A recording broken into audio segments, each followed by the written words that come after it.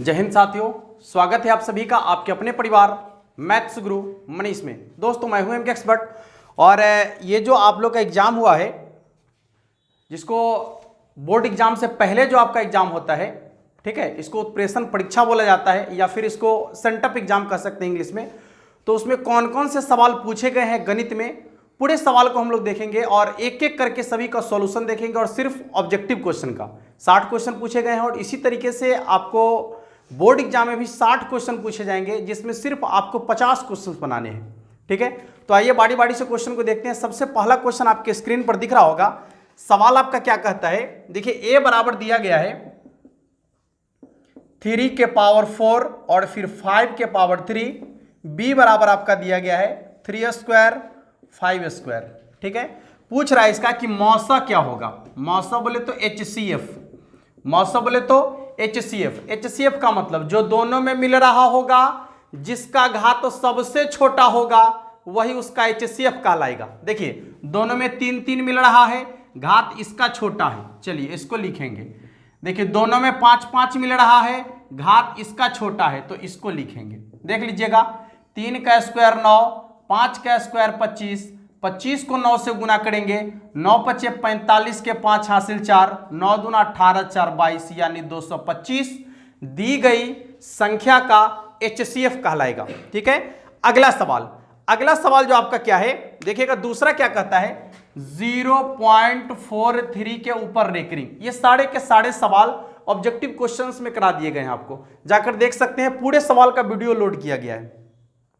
कहता है 0.43 को PQ के रूप में लिखा जा सकता है, तो उसका PQ का मान क्या होगा, यानी इसको यदि आप बटा में लिखते हैं तो उसका मान क्या होगा। बड़ी सिंपल सा कॉन्सेप्ट था कि जो संख्या है उसको लिखेंगे, जो संख्या है उसको लिखेंगे और यहां पर जिस पर रेकरिंग नहीं होगा उसको इसमें से माइनस करेंगे। तो माइनस, यहां पर रेकरिंग 0 पर नहीं है, इसलिए इसमें से 0 माइनस करेंगे और बटा में क्या लिखेंगे, ध्यान दीजिएगा, जितना संख्या पर रेकरिंग होगा बटा में उतना 9 और जितना संख्या पर रेकरिंग नहीं होगा बटा में उतना ही 0 लिखेंगे। तो यहां देखिए दशमलव के बाद वाले दो संख्या के ऊपर रेकरिंग है, इसलिए बटा में 2 को 9 लिखेंगे। यह हो गया आपका 43/99, 43/99 जो आपका ऑप्शन नंबर बी आपको दिख रहा होगा।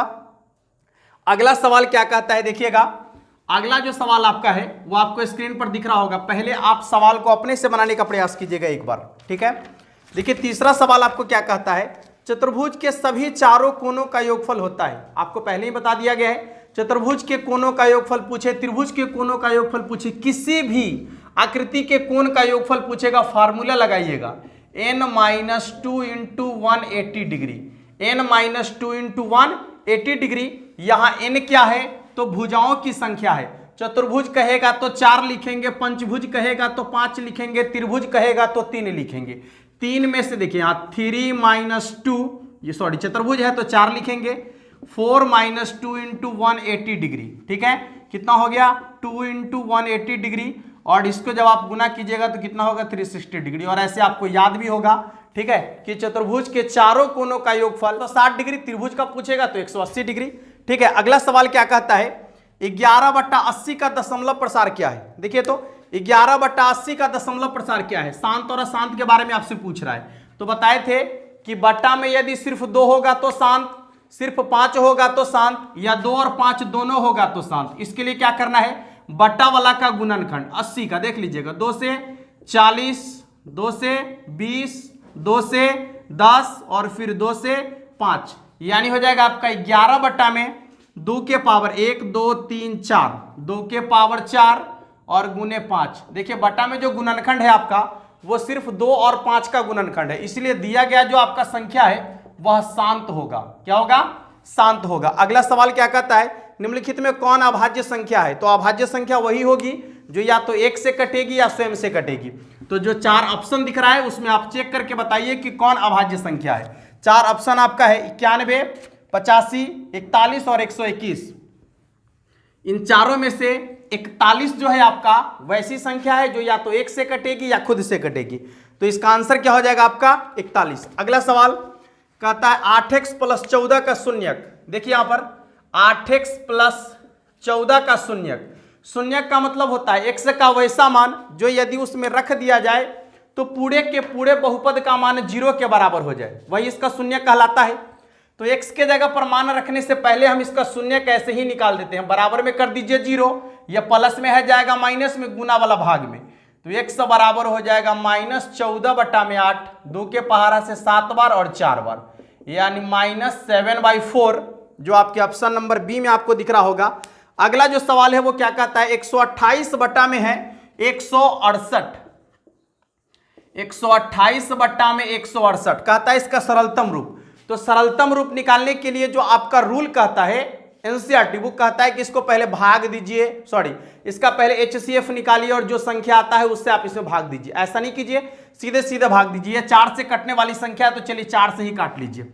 4 से काटेंगे, 4 चौके 16 और फिर हो जाएगा 4 दूना 8, देखिए 4 तिया 12 और फिर 4 दूना 8, यहां देखिएगा ये फिर आपका काटिए, सॉरी अब 4 से नहीं कटेगा, ये आपका 2 से काट दीजिए, तो 2 से कट गया 21 बार और 2 से कट जाएगा आपका 16 बार, यानी ये हो जाएगा आपका 16/21, ठीक है, 16/21 जो आपके ऑप्शन नंबर बी में आपको दिख रहा होगा, ठीक है।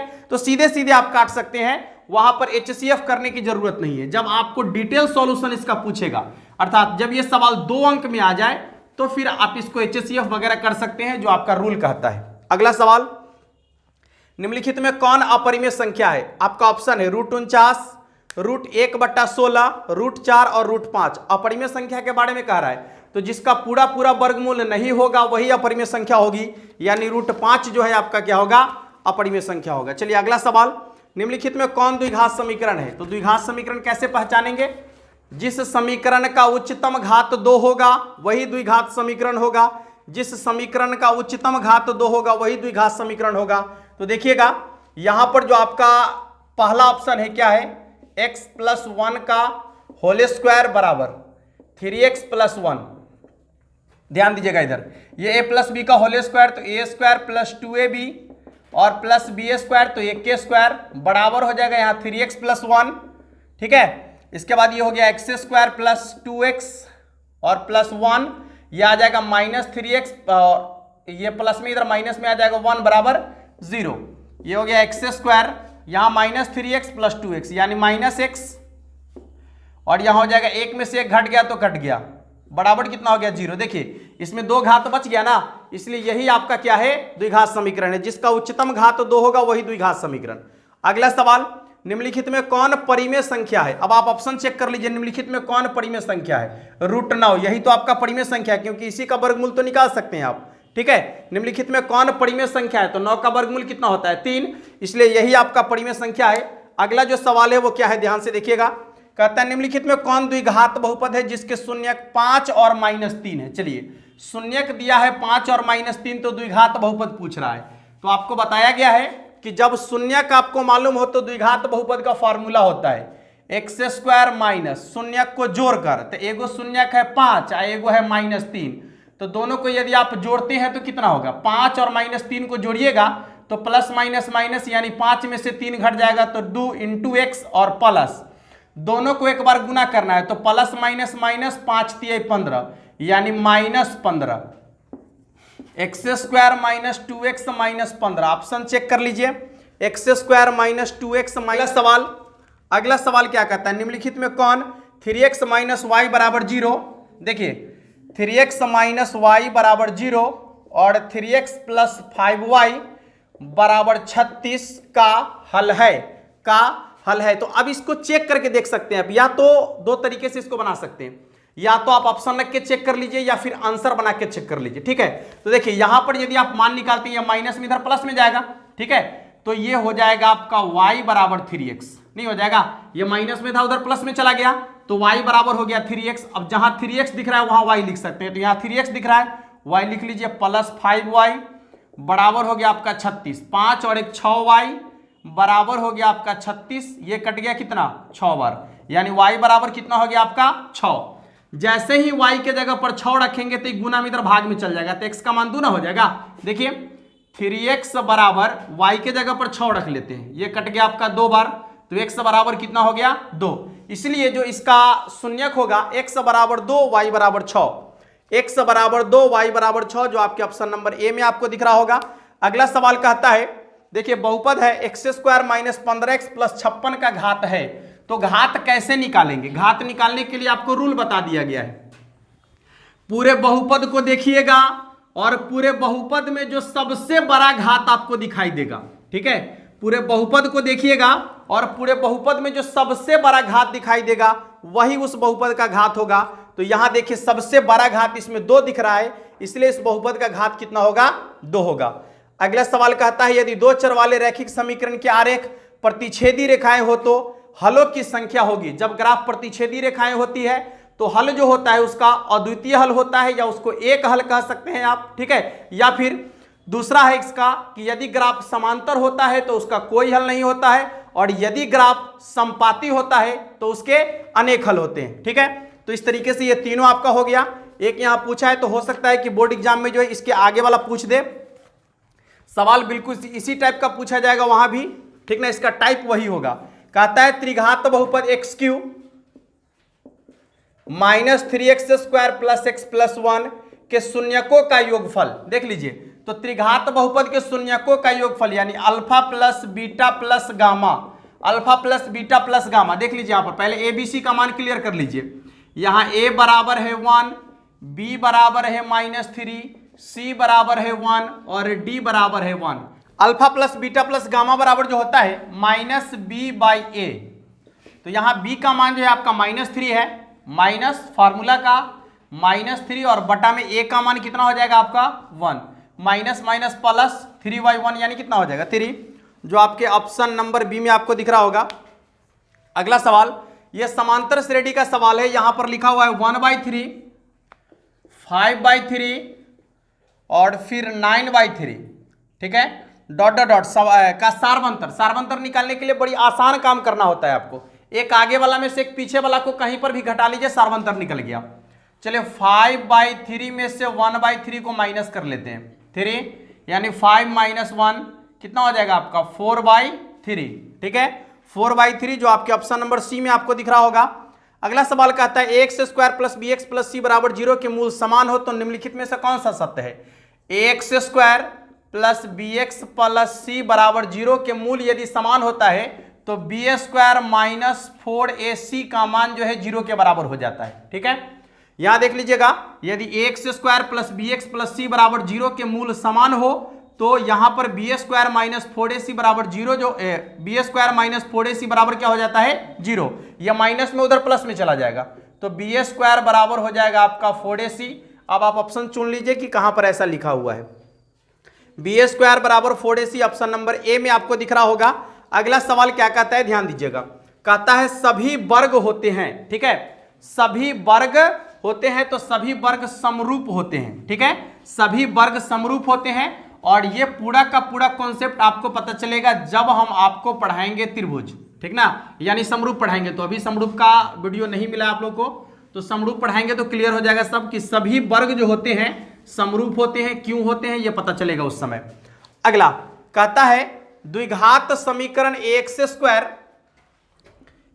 Square plus bx plus c बराबर 0 का मूल होता है। देखिए ये इसका मूल निकालने के लिए जो फार्मूला हम लोग लगाते हैं, जो नीचे फार्मूला लिखा हुआ है, इसी को कहते हैं द्विघात सूत्र या फिर इसको कहते हैं श्रीधाराचार्य का नियम, ठीक है, इसी को कहते हैं द्विघात सूत्र या फिर कहते हैं इसको श्रीधाराचार्य का नियम, श्रीधाराचार्य का नियम जो आप लोग को बताया गया है। तो फार्मूला होता है आपका x बराबर -b plus minus root under d/2a, या फिर d का जो वैल्यू होता है वो इसमें रखकर लिखा हुआ है तो लिखेंगे -b plus minus root under d का वैल्यू होता है b square minus 4ac by कितना हो जाएगा आपका 2a, ठीक है। तो आप इसमें से देख लीजिए कि कहां पर ऐसा लिखा हुआ है -b plus minus root under b square minus 4ac by 2a, आपके ऑप्शन नंबर ए में आपको दिख रहा होगा। अगला सवाल आपका क्या कहता है कि त्रिभुज PQR में QR को S तक बढ़ाया गया है। देख लीजिए, एक त्रिभुज PQR लेते हैं, यहां पर PQR, इस त्रिभुज PQR में QR को S तक बढ़ाया गया है, QR को S तक बढ़ाया गया है, ठीक है, QR को S तक बढ़ाया गया है, जिसमें पी आर एस बराबर 100 डिग्री है, पी आर एस बराबर है आपका 100 डिग्री, 100 डिग्री है, और पी क्यू आर 70 डिग्री है, पी क्यू आर 70 डिग्री, यहां 70 डिग्री का कोण बन रहा है, तो कोण क्यू पी आर का मान कितना होगा, क्यू पी आर का मान कितना होगा, यानी इसका मान पूछा जा रहा है। यह 9th में आप लोग को पढ़ना है कि किसी भी त्रिभुज के बाह्य कोण का मान जो होता है अपने सामने के दोनों अंतःकोण के योगफल के बराबर होता है। किसी भी त्रिभुज के बाह्य कोण का मान अपने सामने के दोनों अंतःकोण के योगफल के बराबर होता है। तो यहाँ 100 डिग्री है, तो यहाँ पर ये दोनों कोण का योगफल 100 डिग्री पूर्ण जाना चाहिए। तो यहाँ 100 डिग्री, यहाँ भी 100 डिग्री, 70 यहाँ पर हो गया, तो इसका मान कितना के बराबर होगा, 30 डिग्री के बराबर, ठीक है, तब तो 100 डिग्री आएगा ना। ये बाह्य कोण का मान सामने वाले दोनों अंतःकोण के योगफल के बराबर होना चाहिए, तो 70 डिग्री है, ये 30 डिग्री होगा, 100 डिग्री पूरा। अब 30 डिग्री खोज लीजिए, आपके आंसर में 30 डिग्री कहाँ लिखा हुआ है, ऑप्शन नंबर ए में ही लिखा हुआ दिख रहा होगा आपको 30 डिग्री। अगला सवाल क्या कहता है, एक एक करके सभी सवाल को देखिए। कहता है समांतर श्रेणी 5, 7, 9, 11 का 25वां पद, 5, 7, 9, 11 का 25वां पद। अब देखिए जैमा पद निकालने के लिए कहेगा, आपको बता दिया गया है जितना पद कहेगा उससे एक कम डी लिखेंगे। तो यहां कह रहे हैं 25वां पद, तो लिखेंगे a प्लस 24d, ठीक है, a प्लस 24d, a का मान है 5 प्लस 24 गुने, बीच में गैप कितना का चल रहा है, वही ना d का मान होता है, तो 2 का गैप चल रहा है, तो 2 लिखेंगे। 24 दूना 48, 48 और 5 कितना हो जाएगा 53, 48 और 5 होता है 53, इसलिए जो इसका 25वां पद होगा 53 के बराबर होगा, जो आपके ऑप्शन नंबर बी में आपको दिख रहा होगा। 22 नंबर सवाल क्या कहता है, बिंदु 8,0 स्थित है। यहां पर आपको बता दिया गया है कि जब आप नियामक चेक करते हैं तो उसमें देख लीजिएगा कि जिसका मान दिया हुआ है, जैसे यहां 8,0 लिखने का मतलब है कि x का मान है और y का मान 0 है, तो जिसका मान दिया हुआ रहेगा उसी अक्ष पर होगा। यदि दोनों का मान दिया हुआ रहेगा तो किसी चतुर्थांश में होगा, लेकिन यदि दोनों में से किसी एक का मान गायब हो गया तो जिसका मान दिया हुआ है उसी अक्ष पर होगा। यहां x का मान दिया गया है, इसलिए ये जो आपका नियामक है x अक्ष पर होगा, जो आपके ऑप्शन नंबर सी में आपको दिख रहा होगा। समांतर श्रेणी 21, 18, 15 का कौन सा पद 0 है, ठीक है, कैमा पद उसका 0 है, तो ये मालूम नहीं है कि कैमा पद 0 है, तो मान लेते हैं कि उसका एनमा पद जो है 0 है। चलिए यहां एनमा पद का formula a plus n minus 1 into D बराबर 0, फटाफट से मान रख दीजिएगा। 21 plus n minus 1 into D का मान देख लीजिए, बीच में कितना का गैप चल रहा है, 3 3 कम होते जा रहा है ना, यानी -3 का गैप चल रहा है, बराबर में 0। यह आपका प्लस में है, उधर माइनस में जाएगा, तो यह हो जाएगा n माइनस 1 इंटू -3 बराबर -21, ये कट जाएगा आपका 7 बार, यह माइनस में उधर प्लस में चला गया, इसलिए n बराबर हो जाएगा 7 और 1 8, तो इसका 8वां पद जो होगा आपका 0 के बराबर होगा। फिर कहता है निम्नलिखित में कौन श्रेणी नहीं है, निम्नलिखित में कौन श्रेणी नहीं है, वो आपको दिख रहा होगा। श्रेणी नहीं है यानी जो निश्चित अंतराल का पालन नहीं करता है वही श्रेणी नहीं होगा, जो किसी निश्चित पैटर्न का पालन नहीं करता है वही श्रेणी नहीं होगा।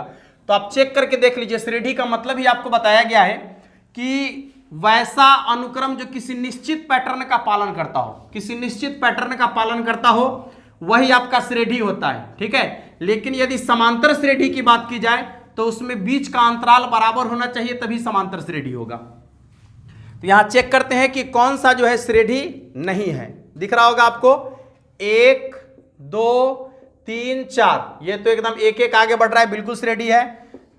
6 9 12 15, ये भी 3 3 के अंतराल पर बढ़ रहा है, चलिए ये भी श्रेणी है। -5 -2, ठीक है, यहां पर 1 यहां पर 4, देख लीजिए कितना है, इसके बीच में 3 का अंतर है, 3 का, और लास्ट वाला जो है आपका यही श्रेणी नहीं है, ठीक है। चलिए अगला सवाल कहता है यदि किसी द्विघात बहुपद px बराबर x² माइनस 2x प्लस 8 के शून्यक अल्फा बीटा हो, तो देखिए x² माइनस 2x प्लस 8 के शून्यक अल्फा बीटा हो तो अल्फा इंटू बीटा बराबर फार्मूला है c/a। अल्फा इंटू बीटा बराबर क्या होता है c/a, c का मान यहाँ 8 है, a का मान यहाँ 1 है, तो कितना हो जाएगा 8/1 बराबर 8। ऑप्शन चेक कर लीजिएगा, ऑप्शन नंबर ए इसका आंसर होगा। अगला सवाल क्या कहता है, देखिए त्रिभुज एबीसी के शीर्ष दिए गए हैं तो केंद्र का नियामक कहा जा रहा है, केंद्र कहेगा या फिर गुरुत्व केंद्र कहेगा, एक ही चीज है। या तो त्रिभुज का केंद्र कहे या फिर गुरुत्व केंद्र कहे, तीनों एक ही दोनों एक ही चीज है। अब आपको जो निकालने के लिए कहे उसका फॉर्मूला यही लगाना है।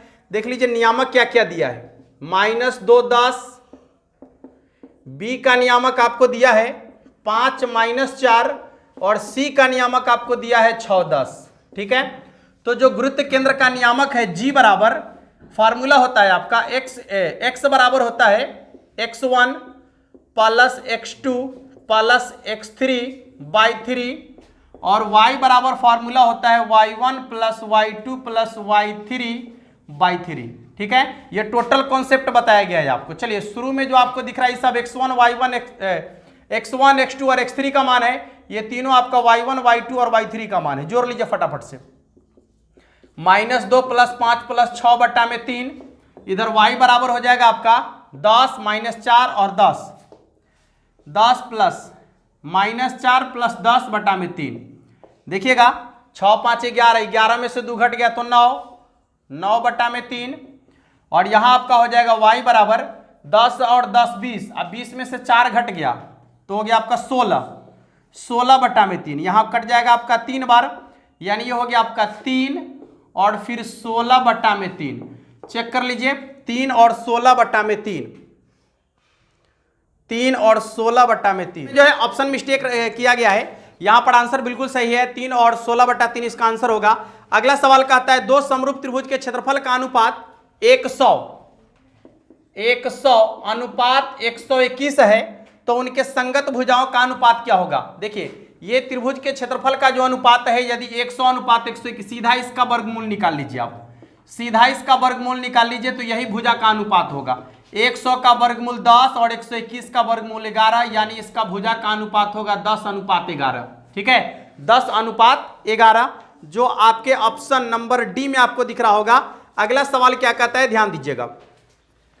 सवाल आपका कहता है कि बिंदु 4 0 5 1 के बीच की दूरी, यानी दो बिंदुओं के बीच की दूरी, तो दो बिंदुओं के बीच की दूरी निकालने का जो फॉर्मूला है आपका, देखिए यहां पर दो बिंदु कौन कौन सा दिया गया है, 4, 0 और फिर है 5, 1, इसके बीच की दूरी x1 - x2 और y1 - y2 का होल स्क्वायर, 4 - 5 के होल स्क्वायर प्लस 0 - 1 का होल स्क्वायर। ठीक है, ये घट के आपका हो जाएगा -1 के स्क्वायर प्लस 1 और यहां पर भी -1 के स्क्वायर प्लस 1, यानी हो जाएगा आपका √2, जो आपके ऑप्शन नंबर बी में आपको दिख रहा होगा। अगला सवाल क्या कहता है, दो समकोणिक त्रिभुज में उनकी संगत भुजाओं का अनुपात सदैव समान रहता है, किसने कहा था। यह थेल्स साहब का प्रमेय है, जो आप लोग को पढ़ना भी है, थेल्स का प्रमेय। ठीक है, तो इन्होंने ये थेल्स साहब ने कहा था, तो जो आपके ऑप्शन में थेल्स दिख रहा होगा ऑप्शन नंबर ए होगा इसका आंसर। पूछ रहा है आपसे 30 नंबर सवाल की मूल बिंदु का नियामक क्या है। बहुत ही आसान सवाल पूछा है। मूल बिंदु का नियामक 0 0 होता है और इसी में यदि आपको x अक्ष का नियामक पूछेगा तो x, 0, y अक्ष का नियामक पूछेगा तो 0, y। ठीक है, इस तरीके से आपको कुछ भी पूछे आसानी से जवाब दे सकते हैं। सवाल क्या कहता है, त्रिभुज PQR में PQ 6 सेंटीमीटर है। देख लीजिएगा, एक त्रिभुज PQR है, इसमें जो है PQ बराबर 6 सेंटीमीटर है, ये 6 सेंटीमीटर है, QR बराबर 12 सेंटीमीटर है और PR बराबर 6√3 है, 6√3 है। तो यहां पर क्या पूछ रहा है आपसे, लिख ले, देखिए इसमें कोण P का मान आपसे पूछा जा रहा है। चलिए, तो जब कोण P का मान पूछा जा रहा है तो हमको ट्राई करने में क्या जा रहा है, सबसे बड़का भुजा को पकड़ लीजिए, तब 12 का स्क्वायर 144। ठीक है, अब शेष दो भुजा को पकड़ लीजिए, 6 का स्क्वायर कितना होगा 36 और इसका स्क्वायर निकाले तो 36 गुने 3, √3 का स्क्वायर तो 3 ही होगा ना, 36 गुने 3, 6 3 18 के 8 हासिल 1 और 3 3 9 1 10। यहाँ देखिए ये 36 और 108 को जोड़ते हैं तो 144 के बराबर हो रहा है, यानी ये सबसे बड़का भुजा का स्क्वायर शेष दोनों छोटकी भुजा के स्क्वायर के बराबर है, यानी कर्ण स्क्वायर बराबर लंबे स्क्वायर होता है, लंबे स्क्वायर जो आधार स्क्वायर हो रहा है। इसका कहने का यह मतलब है कि दिया गया जो त्रिभुज है कौन सा त्रिभुज है, समकोण त्रिभुज है। ऐसा इसलिए कह रहे हैं कि कर्ण का वर्ग अन्य शेष दो भुजा के वर्गों के योगफल के बराबर हो रहा है, अर्थात इसमें पाइथागोरस का प्रमेय लागू हो रहा है। और जब किसी त्रिभुज में पाइथागोरस का प्रमेय लागू हो जाए तो वह जो आपका होता है कौन सा त्रिभुज होगा, समकोण त्रिभुज होगा। ठीक है, तो आप देख सकते हैं यहां पर 90 डिग्री का कोण बनना होगा। अगला सवाल क्या कहता है, देखिएगा, कहता है बिंदु -3 और A फिर यहाँ है ए प्लस 4 को मिलाने वाली रेखाखंड का मध्य बिंदु का नियामक पूछा जा रहा है। रेखाखंड का मध्य बिंदु दिया गया है तो ए का मान, चलिए जब मध्य बिंदु दिया गया है तो ए का मान पूछा जा रहा है। गौर कीजिएगा, यहां पी और क्यू का मान पहले दिया गया है, सॉरी ए का मान है यहां और बी का मान है। ए के जगह पर कितना रखना है आपको, -3a, और बी के जगह पर आपको रखना है 1 और a प्लस 4, ठीक है। और इसका मध्य बिंदु है आपका वो Q है और इसका नियामक दिया गया -1 और 1।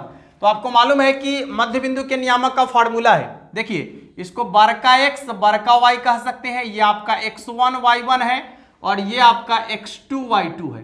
तो जो मध्य बिंदु के नियामक का फॉर्मूला है x बराबर x1 प्लस x2/2 और y बराबर y1 प्लस y2/2। फटाफट से मान रख दीजिए, आंसर निकलेगा।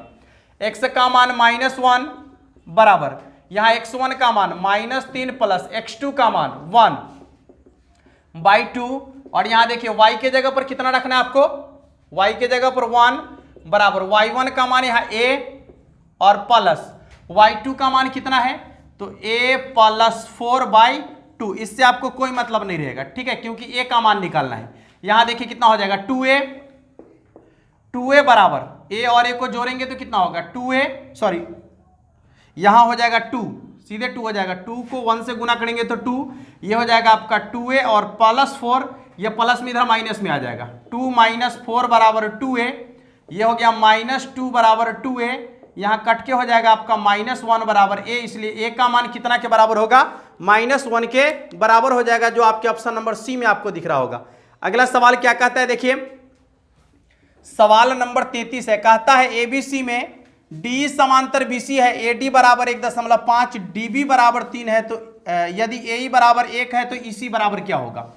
यही आपका जो है थेल्स का प्रमेय है, ठीक है, जो आपको पढ़ाया जाएगा, यही थेल्स का प्रमेय है। एक बार अभी यहां पर समझने का प्रयास कीजिएगा, यदि ना समझ में आए तो भी कोई बात नहीं है। ए बी सी यहां डी है, ये डी है और ये ई है।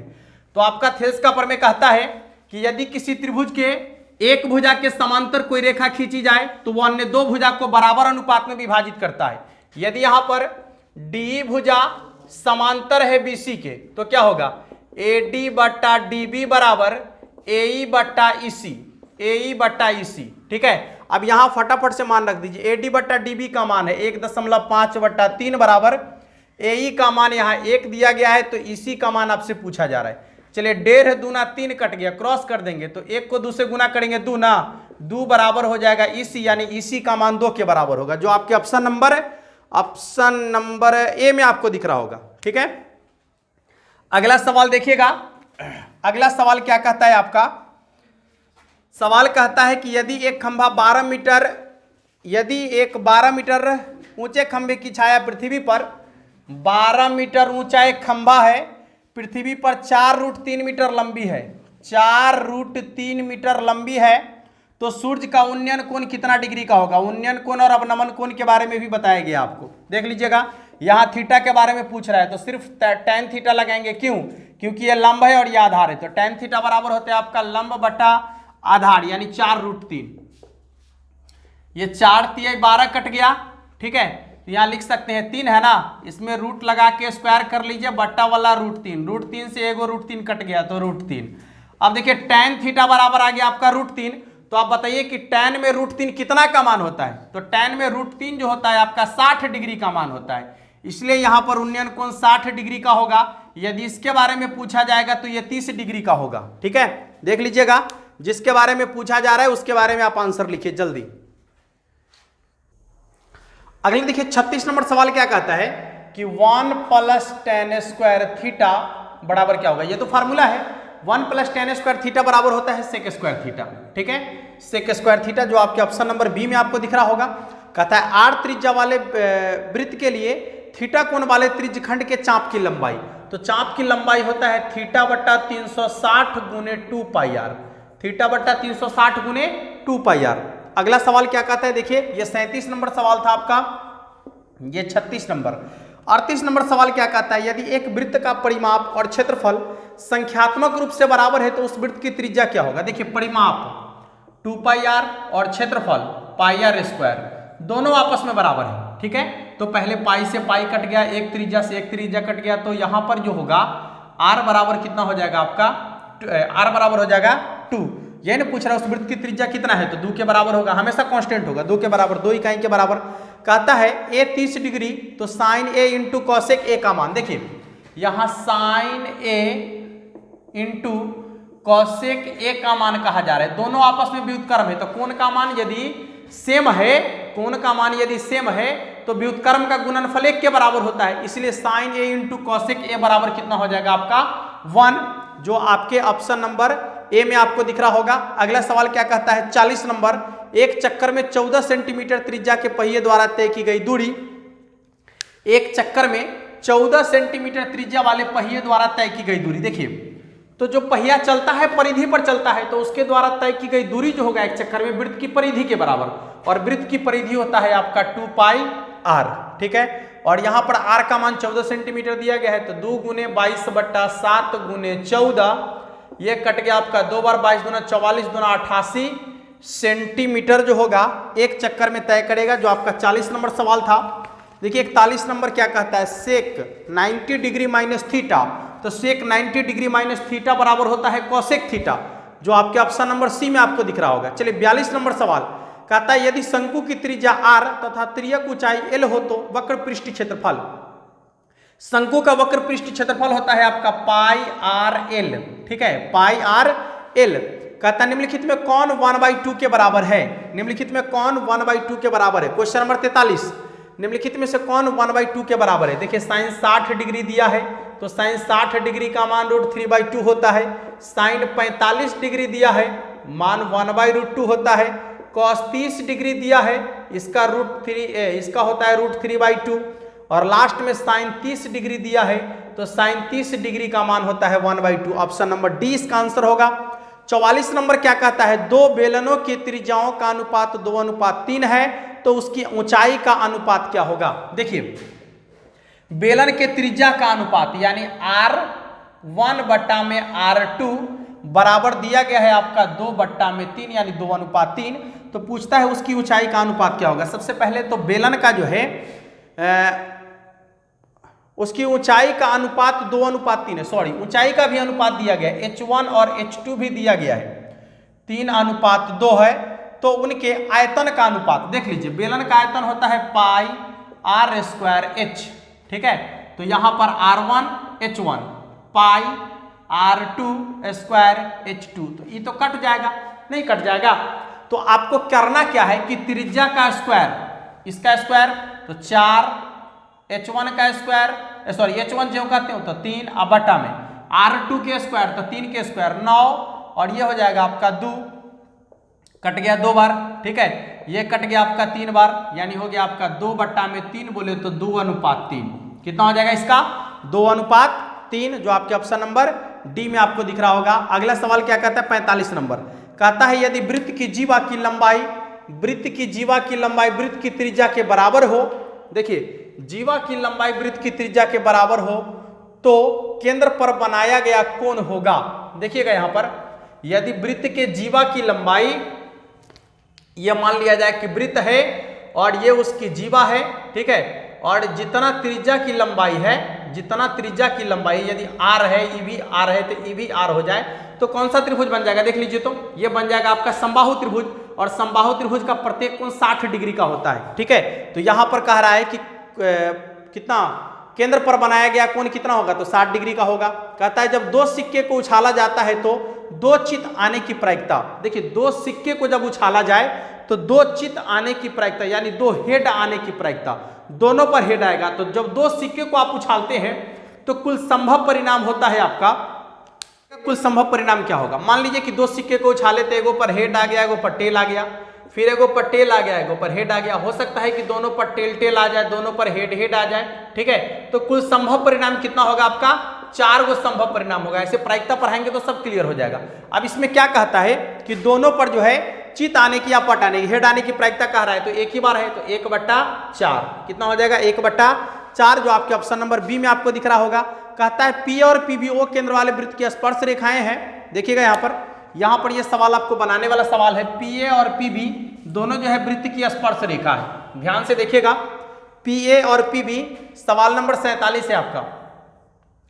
PA और PB ये दोनों वृत्त की स्पर्श रेखा है। PA PB दोनों वृत्त की स्पर्श रेखा है। और क्या कह रहा है, ध्यान से देखिएगा क्या कह रहा है। अगला सवाल आपका इसी में कह रहा है, कहता है कि यदि APO, अच्छा यहां से ऐसे खींचा है, APO बराबर 30 डिग्री है, यह आपका 30 डिग्री है, तो कहता है कि AOB का मान कितना होगा, AOB का मान कितना होगा, यानी पूरा का मान कितना होगा। बिल्कुल सिंपल है, ये कॉन्सेप्ट आपको बता दिए हैं। वृत्त की स्पर्श रेखा पढ़ाए हैं आज से 2-3 दिन पहले, उसी में बता दिया गया है आपको।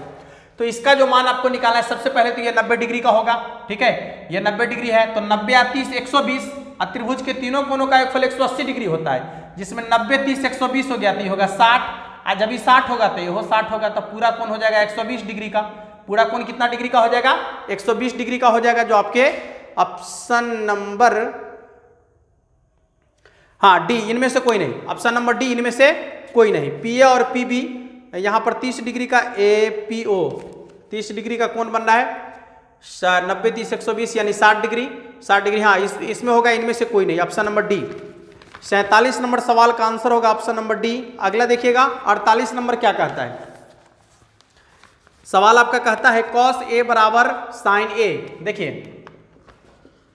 cos A बराबर sin A, ये सब सवाल आपको ऑब्जेक्टिव वाला वीडियो में करा दिया गया, आप जाकर देख सकते हैं। एक एक सवाल, जितने भी सवाल यहाँ पर अभी आए हैं, जितने भी हम वीडियो शूट कर लिए हैं, उसी का ही सवाल पूछा गया, कहीं अलग से सवाल नहीं पूछा गया। और बोर्ड एग्जाम में भी बस वही सवाल पूछा जाएगा आपको, ठीक है। माने उसी टाइप का, वो सेम नहीं, उसी टाइप का सवाल पूछा जाएगा आपको, ठीक है। यहाँ देखिए cos A बराबर sin A है, तो आपको बता दिया है कि जब sin और cos आपस में बराबर होता है तो कोण का योगफल 90 डिग्री, यानी 2A बराबर 90 डिग्री। देख लीजिए ये कट गया आपका 45 बार, तो A का मान कितना हो जाएगा आपका 45 डिग्री के बराबर हो जाएगा, ठीक है। कहता है एक अर्धवृत्त का कोण, बस उसी दिन तो पढ़ाए आपको, अर्धवृत्त का कोण समकोण होता है, 90 डिग्री के बराबर होगा। देखिए ये भी आपको पढ़ा दिए थे, sin square theta plus 4 cos square theta, 4 common ले लीजिए, sin square theta plus cos square theta, ठीक है, cos स्क्वायर थीटा। अब बताइए कि इसका मान कितना के बराबर होगा, तो 4 जैसे ही कॉमन लिए, sin square theta plus cos square theta का मान 1 के बराबर होगा, तो 4 गुने 1 बराबर हो गया आपका 4, ठीक है। अगला सवाल क्या कहता है 51 नंबर, निम्नलिखित में से कौन सी घटना प्रायिकता नहीं हो सकती है। तो देख लीजिए प्रायिकता वही नहीं हो सकती है, यहाँ पर 2 ऑप्शन जो है आपको प्रायिकता नहीं होने का कंडीशन बता रहा है। माइनस में कभी प्रायिकता नहीं हो सकती, निम्नलिखित में से कौन सी घटना प्रायिकता हो सकती है, सॉरी प्रायिकता हो सकती है। तो प्रायिकता होगी कहां से कहां तक, 0 से लेकर 1 तक, 0 से लेकर 1 तक, यानी इसके बीच में कोई भी संख्या रहेगा तो प्रायिकता होगा। 0 से छोटा या 1 से बड़ा हो जाए तो प्रायिकता नहीं होगा, तो ऑप्शन नंबर ए इसका आंसर होगा, यानी 1 तक। चलिए अगला सवाल 52 नंबर पूछता है कि निम्नलिखित में से बहुलक कौन सा है। देख लीजिएगा बहुलक कौन सा है, तो आंकड़ा में जो चर सबसे ज्यादा बार आया होगा वही उसका बहुलक कहलाएगा। अब चेक करके देख लीजिए कि इसमें बहुलक के लिए क्या करना है आपको, जो सबसे ज्यादा बार आया होगा। यहां पर संख्या लिखा हुआ है 2 4 6 2 0, 0 के बाद आपका है 6 3 फिर 6 8। देखिए 1 2 3, 3 बार 6 आ गया, ठीक है। 6 कितना बार आ गया, 3 बार, इसलिए सबसे ज्यादा बार यही आ रहा है, यही इसका बहुलक होगा। कहता है यदि एक गोले की त्रिज्या 7 सेंटीमीटर है तो उसका आयतन, गोले का आयतन होता है 4/3 पाई आर क्यू, तो 4/3 पाई का मान 22/7, त्रिज्या का मान 7 गुने 7 गुने 7, ठीक है। 7 से 7 कैंसिल हो गया आपका। इसके बाद देखिए बट्टा में 3 बच रहा है ना, और यहाँ 3 वाला एक ऑप्शन भी है आपका, तो वही इसका आंसर हो जाएगा। आप गुना करके चेक कर लीजिएगा, 7 7 49 को 22 से गुना कीजिए, फिर 4 से, बट्टा में 3 है तो यहाँ 3 वाला तो एक ऑप्शन है, ऑप्शन नंबर डी इसका आंसर होगा। कहता है अगला सवाल देखिएगा, अगला सवाल 55 नंबर क्या कहता है, यदि एक बेलन का आधार 28 सेंटीमीटर है, ऊंचाई जो है आधार का व्यास 28 सेंटीमीटर है, ऊंचाई 20 सेंटीमीटर है, तो इसका वक्र पृष्ठ क्षेत्रफल कितना होगा। तो बेलन का जो वक्र पृष्ठ क्षेत्रफल होता है आपका, देखिए बेलन का वक्र पृष्ठ क्षेत्रफल होता है 2πrh, ठीक है। बेलन का वक्र पृष्ठ क्षेत्रफल होता है आपका 2πrh, 2πrh। 2 गुने 22/7 गुने r का मान कितना होगा आपका, यहाँ व्यास 28 सेंटीमीटर दिया गया है तो त्रिज्या 14 सेंटीमीटर और ऊंचाई हो गया 20 सेंटीमीटर। 7 दूना 14 कट गया, 22 दूना 44 दूना 88, 88 दूना हो जाएगा आपका 88 दूना 8 दूना 16 के 6 हासिल 1 और 8 दूना 16 17, 176 पर एगो जीरो यानी 1760 सेंटीमीटर स्क्वायर जो होगा उसका बेलन का वक्र पृष्ठ क्षेत्रफल हो जाएगा। अगला सवाल क्या कहता है, साइन 29 डिग्री बटा कॉस 61 डिग्री। आपको बताए हैं कि जब कोण का योगफल 90 डिग्री हो जाए, साइन कॉस रहेगा तो उसका मान आपस में बराबर होता है और बराबर में बराबर से भाग करेंगे तो भागफल कितना होगा, 1 के बराबर होगा। ठीक है, कहता है निम्नलिखित में से कौन आलेख द्वारा निर्धारित किया जाता है, किसका आलेख बनाया जाता है, माध्यक का, ए और बी दोनों का, इनमें से कोई नहीं। तो माध्यक का ही सिर्फ आलेख बनाया जाता है, माध्य का नहीं। याद रख लीजिए, आप त्वरण विधि से जो आलेख बनाते हैं वह सिर्फ माध्यक का होता है, माध्य का नहीं। ऑप्शन नंबर बी इसका आंसर होगा। अगला सवाल क्या कहता है, 58 कहता है एबीसी में tan थीटा। देख लीजिए यहाँ पर एक त्रिभुज बना हुआ है तो इसमें आपको tan थीटा का मान पूछ रहा है। ठीक है, 60 सवाल का सॉल्यूशन हम आपको बता रहे हैं, लेकिन आपके एग्जाम में सिर्फ आपको 50 सवाल ही बनाने हैं। यहाँ पर कह रहा है त्रिभुज एबीसी एक बनाया गया है ऐसा, जो फिगर आपको दिख रहा होगा, यहाँ 4K है, यहाँ आपका 3K है, यहाँ पर 90 डिग्री का कोण बन रहा है, यहाँ पर थीटा है, तो tan थीटा का मान पूछा रहा है। tan थीटा बराबर क्या होगा, लंबटा आधार यानी 4K बटा में 3K, K से K कैंसिल हो गया तो 4/3 इसका आंसर होगा।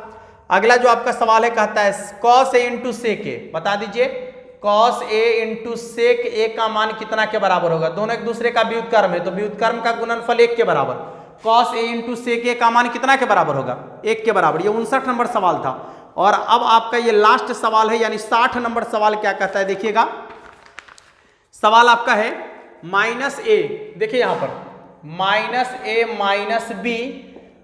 -b के बीच की दूरी, मूल बिंदु से बीच की दूरी, तो √x² plus y square -a² plus -b², ये हो जाएगा आपका √, माइनस का स्क्वायर प्लस a² -b का स्क्वायर प्लस b², यानी हो जाएगा आपका √a² प्लस b²। और इस तरीके से आपका 60 का 60 ऑब्जेक्टिव क्वेश्चन हो गया खत्म। ठीक है दोस्तों, तो आशा करते हैं कि आप सबों को अच्छे से समझ में आ गया होगा। और यदि कोई भी बच्चे ऑब्जेक्टिव वाला वीडियो नहीं देखे हैं तो जाकर देख सकते हैं। सभी ऑब्जेक्टिव क्वेश्चन को ऑब्जेक्टिव तरीके से बनाना बताया गया है, पूरा कंप्लीट आपको मैथमेटिक्स का वीडियो मिलेगा। ठीक है, तो अब हम लेंगे अगले वीडियो में फिर नए कॉन्सेप्ट के साथ, ऑब्जेक्टिव क्वेश्चन के साथ। तब तक के लिए जय हिंद।